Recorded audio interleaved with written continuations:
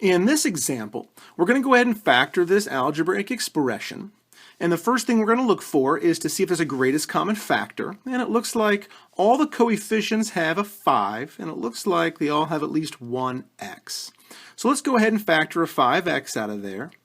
And what we'll be left with then will be x to the fourth minus 5x cubed minus 25x squared y to the fourth plus 4x squared plus 125xy to the fourth minus 100y to the fourth. So I just divided 5x out of all 6 of those terms.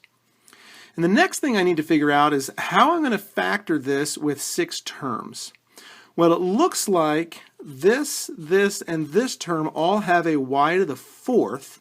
So I wonder if I could change the order here and then do factor by grouping with 2 sets of 3.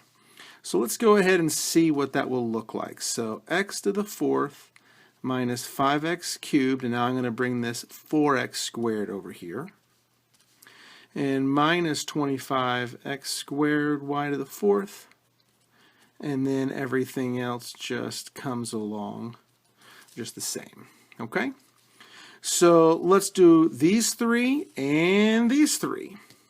So my 5x here is still out there, greatest common factor. And it looks like the greatest common factor for this first set of 3 is going to be x squared. So when I factor that out, I'll be left with x squared minus 5x plus 4. Okay? And it looks like here I have this leading negative, so let's factor a negative out. And it looks like 25 will come out, and y to the fourth.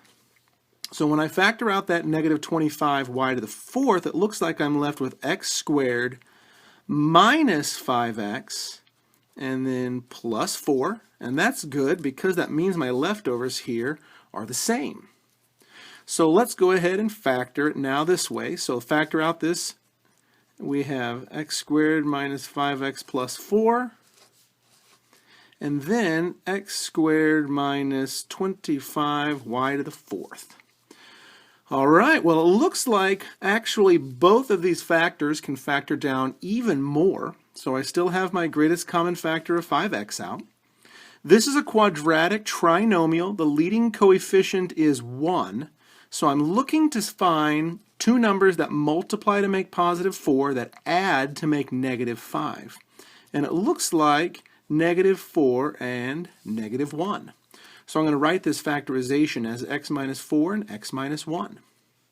Here it looks like we have the difference of 2 squares.